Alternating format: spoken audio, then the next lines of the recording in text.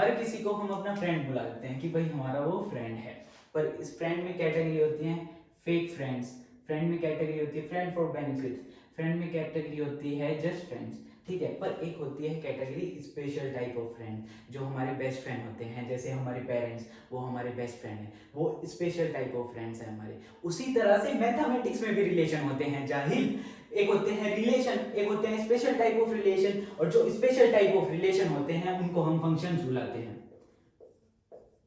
Special type of relation are called functions. ये relation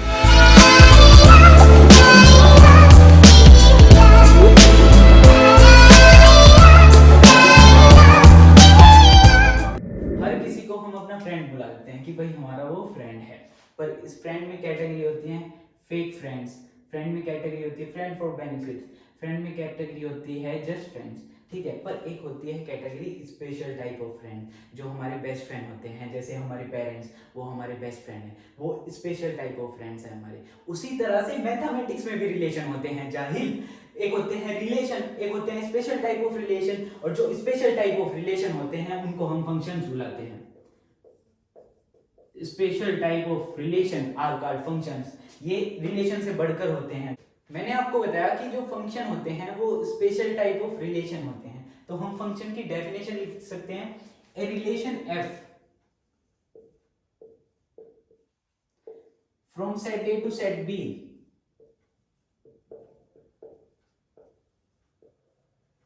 is said to be a function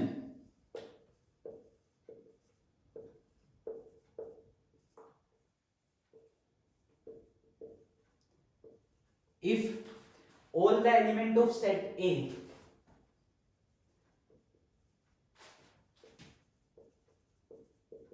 if all the element of set A has one and only one image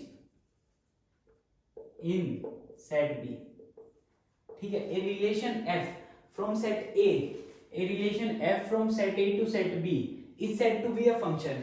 एक relation को हम function कह सकते हैं from set A to set B if all the element of set A, सभी element set A के has one and only one image in set B, कि एक और केवल एक इमेज है सेट B में। all the element of set A has one and only one image in set B। तो देखिए जैसे हम यहाँ पर देख रहे हैं 1 की इमेज है 6, ठीक है।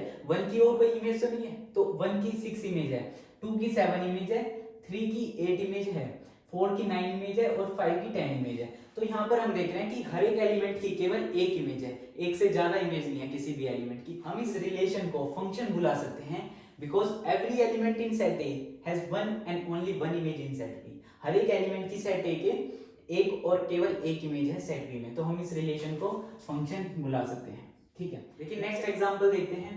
यहाँ पर 1 की इमेज है 1, 2 की इमेज है 2, 3 की इमेज है 3 और 4 की इमेज है 4। पर हम देख रहे हैं कि 5 की कोई इमेज नहीं है, और हमारी डेफिनेशन थी कि if all the element of set A has one and only one image in set B, मतलब हर एक एलिमेंट की सेट ए के हर एलिमेंट की केवल एक इमेज होनी चाहिए, ना तो एक से कम होनी चाहिए ना एक से ज्यादा होनी चाहिए, तभी हम उस रिलेशन को फंक्शन बोलेंगे। पर हम देख रहे हैं कि यहाँ पर जो 5 एलिमेंट है उसकी कोई इमेज नहीं है, तो ये रिलेशन फंक्शन नहीं है, hence it is not a function, ठीक है। देखिए नेक्स्ट एरो डायग्राम देखिए, बहुत इंपॉर्टेंट कॉन्सेप्ट है। यहाँ पर जो सारे एलिमेंट हैं सेट पी के सारे एलिमेंट हैं उनकी केवल एक इमेज है 6। 1 की इमेज है 6, 2 की इमेज है 6, 3 की इमेज है 6, 4 की भी और 5 की भी इमेज है 6। और हमारी डेफिनेशन है कि if every element of set A has one and only one image in set B then we can call this relation a function. अगर हर एक एलिमेंट सेट ए की हर एक एलिमेंट की केवल एक और एक इमेज है सेट बी में, केवल एक इमेज है, तो हम उस रिलेशन को फंक्शन बुला सकते हैं। और हम यहाँ पर देख रहे हैं कि हर एक एलिमेंट की केवल एक ही इमेज है, 1 की 6 है, 2 की 6 है, 3 की 6 है, तो 1 की तो एक यूनिक इमेज है ना 6, 2 की भी 6 है, पर पर्टिकुलरली 1 की एक 6 यूनिक इमेज है, 2 की एक यूनिक इमेज है 6, 3 की भी 6 है और 4 की भी 6 है, 5 की भी 6 है, तो सभी एलिमेंट की एक एक यूनिक इमेज है, तो हम इस रिलेशन को फंक्शन बुलाएंगे, ठीक है। इस रिलेशन को हम फंक्शन बुलाएंगे। नेक्स्ट एग्जांपल देखते हैं। देखो ये सेट पी है, ये सेट क्यू है।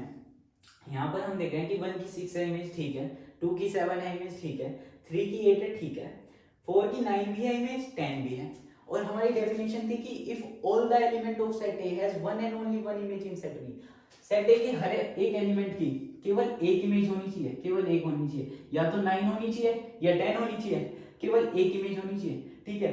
तो इस वजह से ये फंक्शन नहीं है, क्योंकि यहाँ पर जो एलिमेंट 4 है उसकी दो इमेज है, 9 भी इमेज है, 10 भी इमेज है, that's why this is not a function. अब नेक्स्ट एग्जांपल हमारे पास है वो इस वाली कंडीशन के सिमिलर है।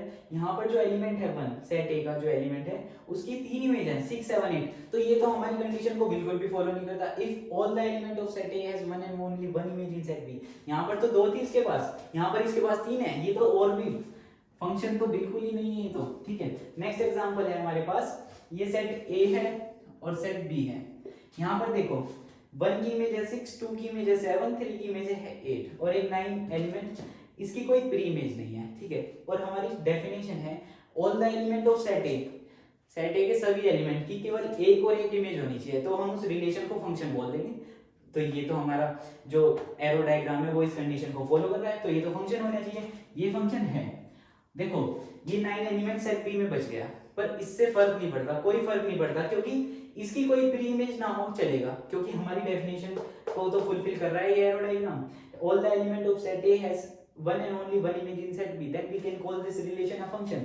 अब हमें इससे फर्क नहीं पड़ता कि इसकी कोई प्री इमेज है या नहीं, इन सभी एलिमेंट की केवल एक और एक इमेज होनी चाहिए, that then we can call this relation a function. जो ये वाली डेफिनेशन जो मैं बता रहा हूं ना, वो फंक्शन की बहुत इंटरेस्टिंग डेफिनेशन है, उससे बहुत सारा कॉन्सेप्ट क्लियर हो जाएगा। A relation f from non-empty set A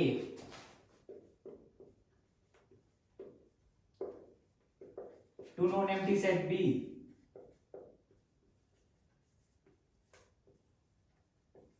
is said to be a function.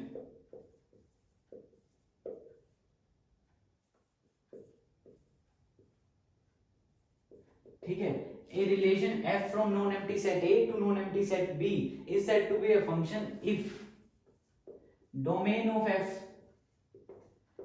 of function is whole set A and no two distinct elements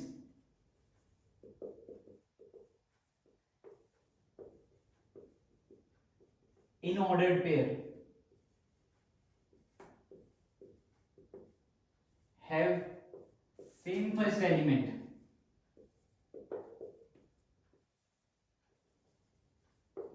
ठीक है। A relation f from non-empty set A to non-empty set B is said to be a function। एक relation f को हम function बुला सकते हैं जो non-empty set से non-empty set B पर है, if domain of f is A।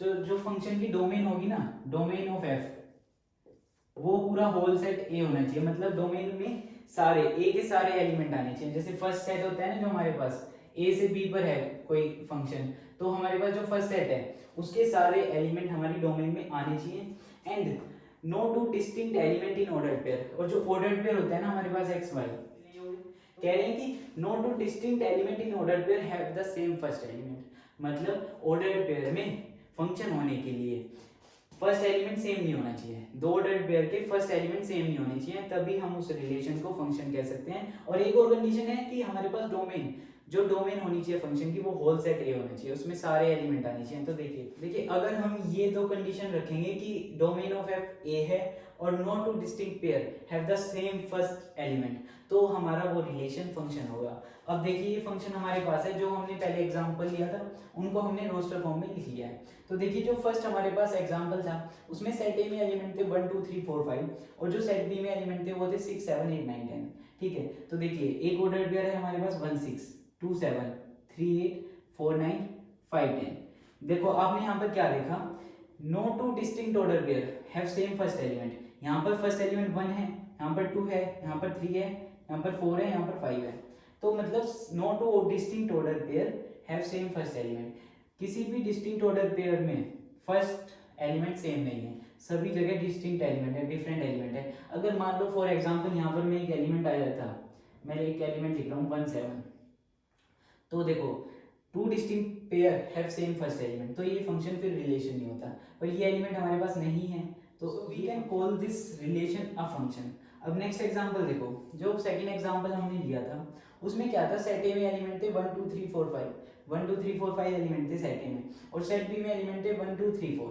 पर हमने यहाँ पर देखा था कि जो 5 था ना, सेट ए में 5 था, उसकी कोई इमेज नहीं थी, इस ऑर्डर पेयर कोई बन नहीं रहा था। हमें तो पता है कि फंक्शन होने के लिए दो कंडीशन फुलफिल करना नेसेसरी है। एक तो domain of function is whole set A, मतलब सेट ए के सारे एलिमेंट आने चाहिए, और दूसरा है कि दो डिस्टिंक्ट ऑर्डर पेयर में सेम फर्स्ट एलिमेंट नहीं होने चाहिए। पर यहाँ पर हम देख रहे हैं कि जो 5 है उसकी कोई इमेज नहीं है, तो 5 डोमेन में नहीं आ रहा है हमारे पास, तो ये एक रिलेशन है, फंक्शन नहीं है। ठीक है, अब नेक्स्ट कंडीशन देखते हैं।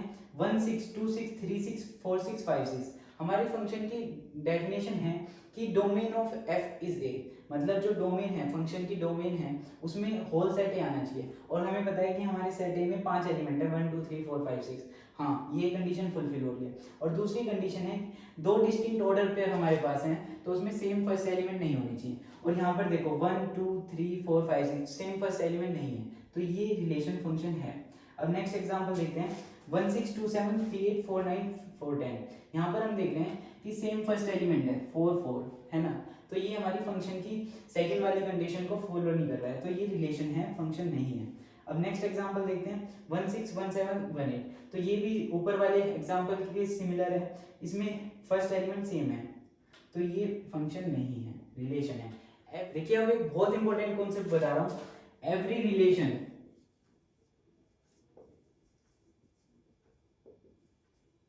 Is not a function. हर एक रिलेशन फंक्शन नहीं है, पर एवरी फंक्शन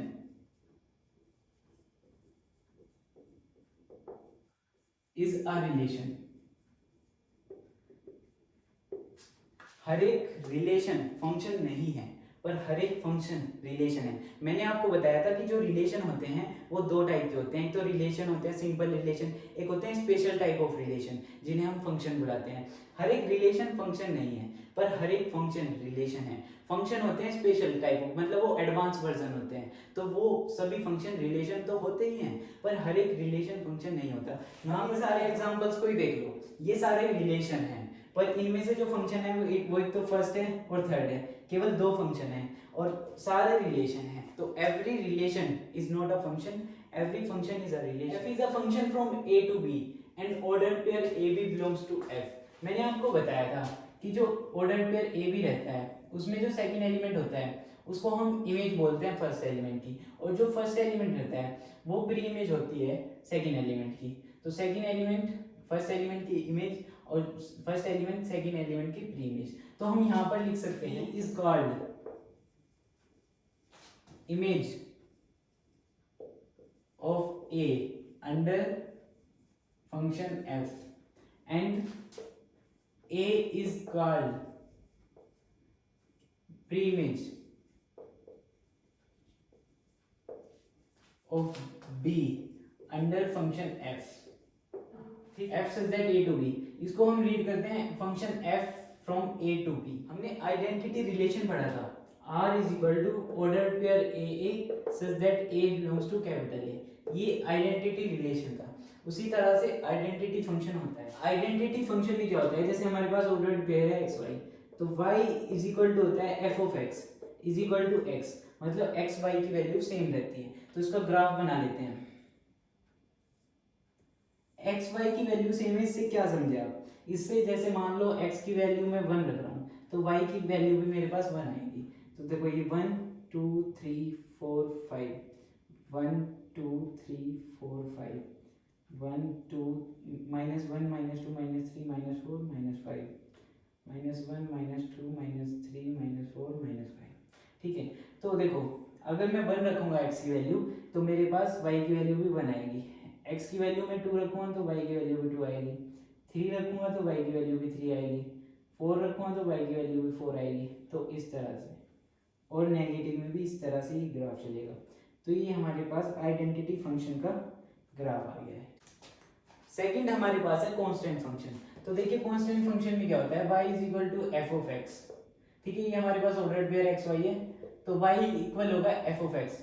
हम x की वैल्यू पुट करेंगे फंक्शन में तो हमारे पास y की वैल्यू आ जाएगी, और ये इक्वल होता है कांस्टेंट के, मतलब कि x की कुछ भी वैल्यू रखो y की एक कांस्टेंट वैल्यू आएगी। ग्राफ बना लेते हैं।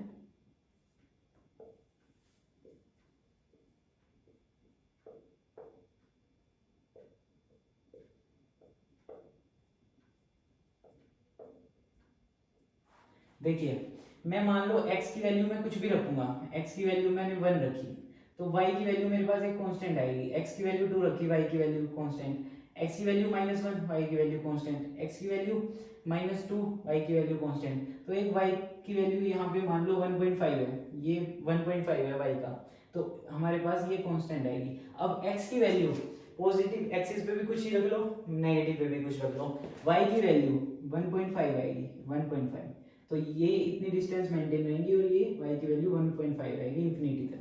कुछ भी रख सकते हैं, हमारे पास y की वैल्यू कांस्टेंट आ जाएगी, y is equal to constant. Third आता है मॉडुलस फंक्शन।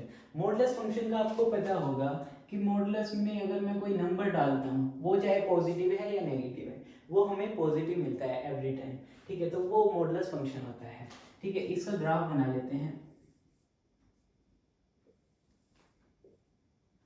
देखो अगर मैं मॉडुलस में मैं 1 डालूंगा, ठीक है, तो मेरे पास 1 ही मिलेगा, y भी मुझे 1 मिलेगा, y is equal to modulus of x रहता है यहाँ पर, ठीक है।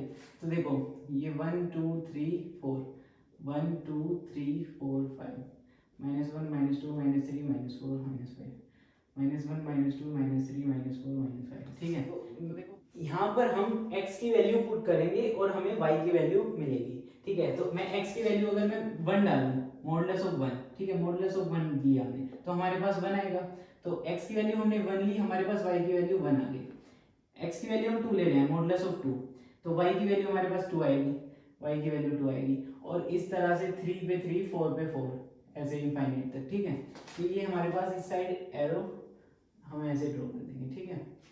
अब देखो अगर मैं 0 डालूंगा मॉडुलस में मैं 0 डाल रहा हूँ, तो मेरे पास 0 मिलेगा, तो 0 पे 0 है। अगर हम -1 डालें, मॉडुलस ऑफ -1, तो उसमें क्या होता है, जब मोड खोलेंगे हम तो माइनस ऑफ -1 आएगा, ये +1 हो जाएगा, ठीक है। मतलब हमने तो x की वैल्यू -1 डाली और हमें +1 मिला, तो हमारे पास ये पॉइंट आ जाएगा, ये y पर प्लस है और x पर माइनस है, तो ये पॉइंट है, ठीक है। अब हम सिमिलरली -2 डालेंगे, तो हमारे पास फिर उसी तरह से +2 आएगा, मतलब हमने -2 डाला x पर और हमें +2 मिला, तो ये आएगा हमारे पास पॉइंट, ठीक है। और फिर 3 पे -3 इस तरह से, ठीक है, और ये ऐसे ग्राफ बन जाएगा। तो ये मॉडुलस ऑफ x का ग्राफ होता है। अच्छा 12th कर लेते हैं, सिग्नम फंक्शन नहीं आता उनसे करने को, ठीक है। तो इस फंक्शन में क्या होता है, fx इज इक्वल टू -1 0 1, केवल 3 वैल्यू रहती हैं, देखो इसमें भाई, ठीक है, 3 वैल्यू रहती हैं। मतलब क्या है कहने का, y is equal to fx, हम मतलब हम x की वैल्यू पुट करते हैं और हमें y की वैल्यू मिलती है। तो यहाँ पर क्या होता है, x की वैल्यू आप रियल नंबर में से कुछ भी पुट कर लो, हमें जो y की वैल्यू मिलेगी ना, या तो वो -1 मिलेगी या 0 मिलेगी या 1 मिलेगी, केवल 3 वैल्यूज में से हमें मिलेगी, ठीक है। -1 कब मिलेगी, जब x लेस देन होगा 0 के, 0 जब मिलेगी जब x इक्वल टू होगा 0 के, 1 जब मिलेगी जब x ग्रेटर देन होगा 0 के। तो ये हमारे पास सिग्नम फंक्शन है। अब इसका ग्राफ ड्रॉ करते हैं।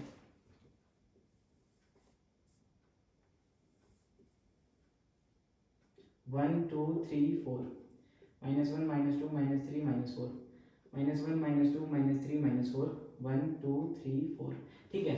तो देखिए मैंने आपको बताया कि अगर x 0 है तो हमारे पास जो y आएगा वो 0 आएगा, मतलब 0 पे है वैल्यू 0, ठीक है। ये एक पॉइंट आ गया हमारे पास। अब देखो x अगर नेगेटिव है, मतलब x लेस देन 0 है, तो हमारे पास वैल्यू आएगी -1 के इक्वल। -1 देखो ये है, -1 ये रहा। अगर x नेगेटिव है, मतलब x की कुछ भी वैल्यू ले लो, x की वैल्यू कुछ भी ले लो, -1 -2 -3 -4, नेगेटिव अगर है वैल्यू, तो जो y की वैल्यू आएगी ना वो आएगी -1, ठीक है। ये ऐसे चलता रहेगा, x की आप कुछ भी वैल्यू डालो, y की वैल्यू कांस्टेंट रहेगी -1, ठीक है। और देखो जब x ग्रेटर देन 0 है, x की वैल्यू y की वैल्यू आ रही है 1, मतलब जब x ग्रेटर देन 0 है, 1 0 से बड़ा है, मतलब ये वाली वैल्यू कोई भी इंफिनिटी तक कुछ भी ले लो x, तो y की वैल्यू आएगी 1, ये वाली वैल्यू y की 1 आएगी वैल्यू, मतलब x की आप 2 ले लो, y की 1, x की 3 ले लो, y की 1, तो y की इंफिनिटी तक वैल्यू 1 रहेगी, x की कुछ भी ले लो। तो ये हमारे पास आ गया सिग्नम फंक्शन, ठीक है। ये देखिए यहाँ पर हमारे पास दो फंक्शन है, एक फंक्शन है ग्रेटेस्ट इंटीजर फंक्शन, एक फंक्शन है लीस्ट इंटीजर फंक्शन।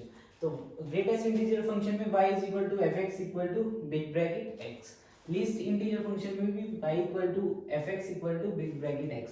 पर जो यहाँ पर इन दोनों फंक्शंस का मीनिंग है ना, वो बिल्कुल अपोजिट है। ठीक है। तो देखो मैं पहले एग्जांपल बताता हूँ फिर कॉन्सेप्ट समझाऊंगा। देखो जैसे हमारे पास है ग्रेटेस्ट इंटीजर फंक्शन ऑफ 2 निकालना है, तो देखो ग्रेटेस्ट इंटीजर फंक्शन ऑफ 2 का आएगा 2। 2.1 का जो ग्रेटेस्ट इंटीजर फंक्शन आएगा वो आएगा 2। 2.99 का जो ग्रेटेस्ट इंटीजर फंक्शन आएगा वो आएगा 2। 0 का आएगा 0, 0.1 का आएगा 0, 0.9 का आएगा 0, -0.1 का आएगा -1, -0.9 का आएगा -1, -1 का आएगा -1, -1.11 का आएगा -2, -1.9 का आएगा -2। तो यहाँ पर आप कुछ समझे होंगे, अच्छे से समझाऊंगा। अभी ये भी समझो। देखो ये है लीस्ट इंटीजर फंक्शन, 2 का आएगा 2, 2.1 का आएगा 3, 2.99 का आएगा 3, 0 का आएगा 0, 0.1 का आएगा 1, 0.9 का आएगा 1, -0.1 का आएगा 0, -0.9 का आएगा 0, -1 का आएगा -1, -1.11 का आएगा -1, -1.9 का आएगा -1। ठीक है, यहाँ पे क्या समझे? देखो जो ग्रेटेस्ट इंटीजर फंक्शन है, जो ग्रेटेस्ट है मतलब नाम में तो आ रहा है ग्रेटेस्ट और मीनिंग है लोवेस्ट, मतलब वैल्यू देखो 2 है, 2 का तो भाई 2 रहेगा, लोवेस्ट में भी 2 का 2 रहता है जो एक इंटीजर वैल्यू है। ठीक है, जैसे 2.1 है, ये डेसिमल वैल्यू है। 2.1 में क्या हुआ, 2.1 है तो रिड्यूस हो गया, जो पॉइंट की वैल्यू थी वो रिड्यूस हो गई, उससे पहले वाले इंटीजर पे चली गई। 2.1 का हो गया 2, 2.99 तो देखो डेसिमल वैल्यू है तो 2.99 की जो डेसिमल वैल्यू है वो रिड्यूस हो गई और इंटीजर पे चली गई, मतलब ग्रेटेस्ट इंटीजर फंक्शन में वैल्यू रिड्यूस हो जाएगी और इंटीजर पे जाएगी। ग्रेटेस्ट में लोवेस्ट मतलब लोअर नीचे जाएगी ग्रेटेस्ट में वैल्यू। ठीक है, 0 की 0 रहेगी। देखो यहाँ पर 0.1 है, डेसिमल वैल्यू है 0.1 तो 0.1 की 0 जाएगी, 1 नहीं होगी, 1 होगी लोवेस्ट लीस्ट इंटीजर फंक्शन में, तो 0.1 की 0 नीचे जाएगी। ग्रेटेस्ट इंटीजर फंक्शन में लोअर, ग्रेटेस्ट लोअर मतलब वर्ड का मीनिंग बिल्कुल अपोजिट निकालना है। ग्रेटेस्ट इंटीजर फंक्शन वैल्यू नीचे जाएगी। ठीक है, 0.1 की 0 हो जाएगी, 0.9 की 0 हो जाएगी, -0.1 की नीचे जाएगी मतलब और नेगेटिव होगी, -1 जाएगी, -0.9 की और नीचे जाएगी, -1 हो जाएगी, -1 की -1 रहेगी, जो इंटीग्रल वैल्यू रहती है उसकी तो वही सेम रहती है। ठीक है, -1.1 की 0.11 डेसिमल वैल्यू है तो -1.11 की आएगी -2 और -1.9 की भी -2 हो जाएगी। ठीक है, और least integer function, least integer function का अपर, उसका मीनिंग निकालो, अपर अपोजिट निकालो। तो लीस्ट इंटीजर फंक्शन में क्या होगा, वैल्यू उठेगी, ऊपर उठेगी। 2 की तो 2 रहेगी, जो इंटीग्रल वैल्यू है वो तो सेम रहेगी। 2.1 की देखो 2.1 की ऊपर जाएगी, जो इंटीजर डेसिमल वैल्यू है वो ऊपर जाएगी, 3 हो जाएगी, और 2.99 की 3 हो जाएगी, 0 की 0, 0.1 की 1 हो जाएगी, ऊपर जाएगी, 0.9 की ऊपर 1, जो इंटीग्रल वैल्यू है उन पे जाएगी, -0.11 की 0 हो जाएगी, -0.9 की 0, -1 की -1, -1.11, -1.11 की 1 हो जाएगी, -1, और -1.9 की -1। ठीक है, तो ये ग्रेटेस्ट इंटीजर फंक्शन और लोवेस्ट इंटीजर फंक्शन, तो इन दोनों को है ना अंडरस्टैंड करो क्या है, क्योंकि इनका बहुत ज़्यादा यूज है। अब देखो जो ग्रेटेस्ट इंटीजर फंक्शन है उसका मीनिंग कैसे निकालना है, उसका मीनिंग है कि वैल्यू नीचे जाएगी। ठीक है, या तो इंटीजर वैल्यू है तो इंटीजर रहेगा, अगर इंटीजर पे -0.1 है, ठीक है, -0.1 है तो -1 हो जाएगी, मतलब नीचे जाएगी, और लोवेस्ट इंटीजर फंक्शन में वैल्यू ऊपर जाएगी अगर इंटीजर है तो, ठीक है, नहीं तो अगर 2.1 है वैल्यू तो 3 चली जाएगी, तो इसमें तो ऊपर जाएगी, मतलब जैसा नाम लिख रहा है लीस्ट, पर लीस्ट का अपोजिट होगा, ऊपर जाएगी वैल्यू, ग्रेटेस्ट में नीचे जाएगी वैल्यू। तो इनको अच्छे से अंडरस्टैंड करो। और अब करते हैं अलजेब्रा ऑफ रियल फंक्शन। हमारे पास दो फंक्शन है, f a function from x to r and g a function from x to r where x is subset of r, that implies x is subset of real number। तो अब हमें algebra करना है, addition, subtraction, multiplication and division, दो functions का algebra करना है। तो सबसे पहले दो फंक्शन का एडिशन करते हैं, f plus g such that x to r। देखो दोनों फंक्शन x से r पर हैं, तो जो हमारा एडिशन ऑफ फंक्शन होगा वो भी x से r पर होगा, तो f plus g such that x to r, that implies f plus g of x, that implies fx plus gx for all x belongs to capital X। Next part में हमें subtraction करना है दो functions का, तो f minus g such that x to r, देखो दोनों function हमारे x से r पर हैं, तो जो डिफरेंस होगा वो भी हमारा x से r पर होगा. That implies f minus g of x. That implies f of x minus g of x for all x belongs to capital X. अब हमें दो फंक्शन का मल्टीप्लिकेशन करना है, तो हमारा जो फंक्शन का मल्टीप्लिकेशन होगा वो भी x से r पर रहेगा. F g of x. That implies f of x into g of x for all x belong to capital X. अब हमें दो फंक्शंस का डिवीजन करना है, तो f by g such that x to r. That implies f by g of x. That implies fx by gx for all x belongs to capital X. Algebra of real function. ये concept 11th में भी important है, 12th में भी important है, तो इसको बहुत अच्छे से समझो. इसमें एक्सरसाइज में आगे इस कॉन्सेप्ट पे बहुत सारे क्वेश्चंस हैं, तो ये बहुत अच्छे से समझ आएगा आपको.